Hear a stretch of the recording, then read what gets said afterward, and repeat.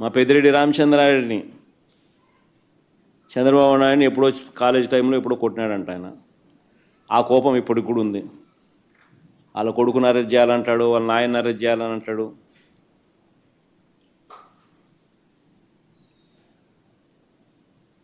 పేరుని నాని పాపం కనపడలే ఈరోజు మామూలుగా ఇప్పుడు ఉంటాడు. ఆయన మీద కూడా తప్పుడు కేసుల మీద తప్పుడు కేసులు. పేరునేని భార్య పాపం జయసుధమ్మ, ఆమెను కూడా పాపం. కొడాలి నాని, జోగి రమేష్, సజ్జల రామకృష్ణారెడ్డి కొడుకు, వైవి సుబ్బారెడ్డి కొడుకు,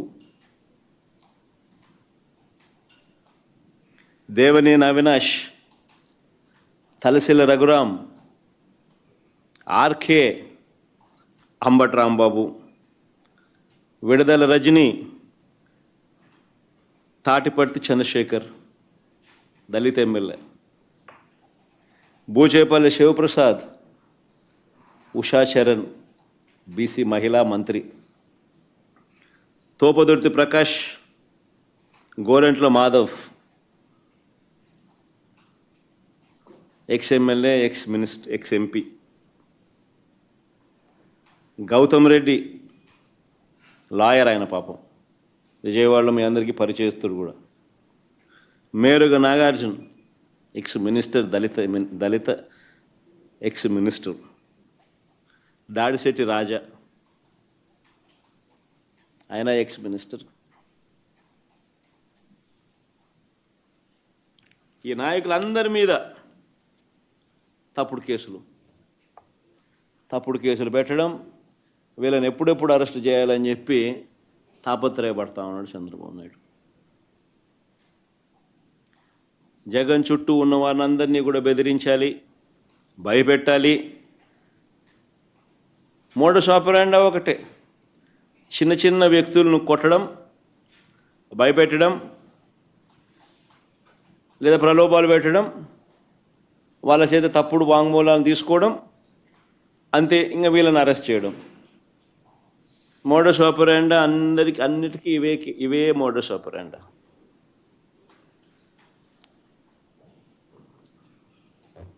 అన్నిటికీ సేమ్ మోడస్ ఆపరాండి. మోడస్ ఆపరాండి మాత్రం అన్నిటికీ సేమ్.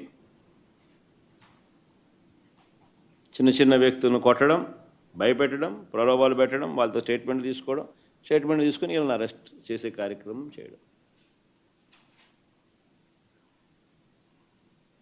అన్ని తప్పుడు కేసులు, తప్పుడు ఆలోచనలు, తప్పుడు పనులు.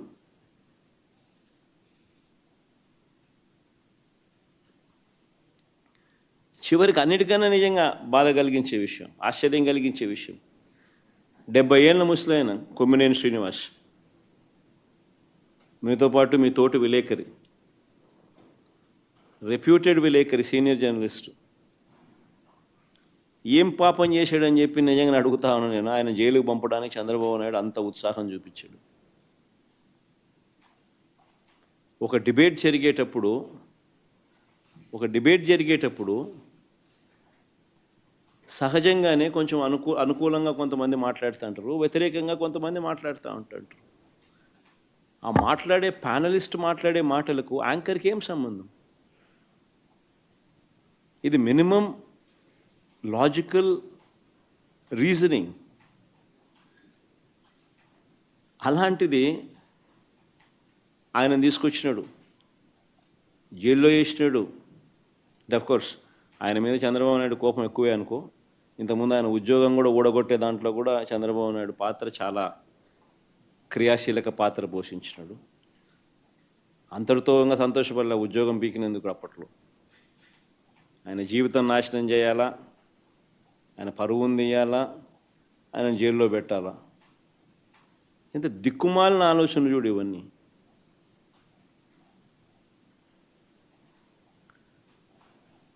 చివరికి ఆశ్చర్యం కలిగించే విషయం ఏంటంటే, ఆ రకంగా ఆయనను అరెస్ట్ చేయడమే కాకుండా ఇప్పటికీ కూడా అరెస్ట్ చేయడమే కాకుండా, ఆ మనిషిని అరెస్ట్ చేయడమే కాకుండా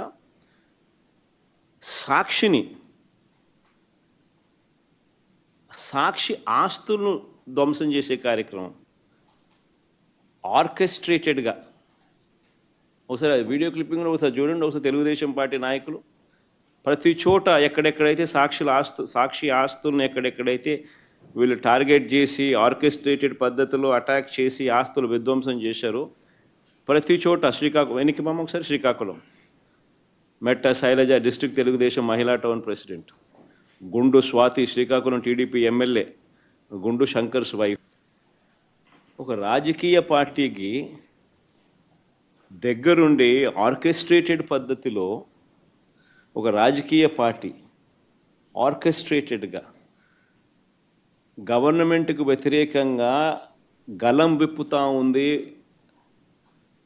పత్రిక, టీవీ ఛానల్ అని చెప్పి, గొంతు నులపడం కోసం అని చెప్పి నువ్వు నీ తెలుగుదేశం పార్టీకి సంబంధించిన కార్యకర్తలను ఉసుగొలిపి నీ ఎమ్మెల్యేలు నువ్వు అంతా చేసే కార్యక్రమం ఇది ధర్మమేనా అని అడుగుతా ఉన్నా.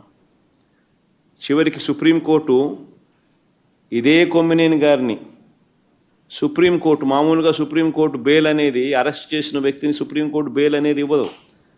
అరెస్ట్ చేసిన వ్యక్తిని సుప్రీంకోర్టు రాజ్యాంగంలోని ఆర్టికల్ 32 కింద విచక్షణ అధికారాన్ని ఉపయోగించి ఇమ్మీడియట్లీ రిలీజ్ చేయమని చెప్పి ఆదేశాలు ఇచ్చింది.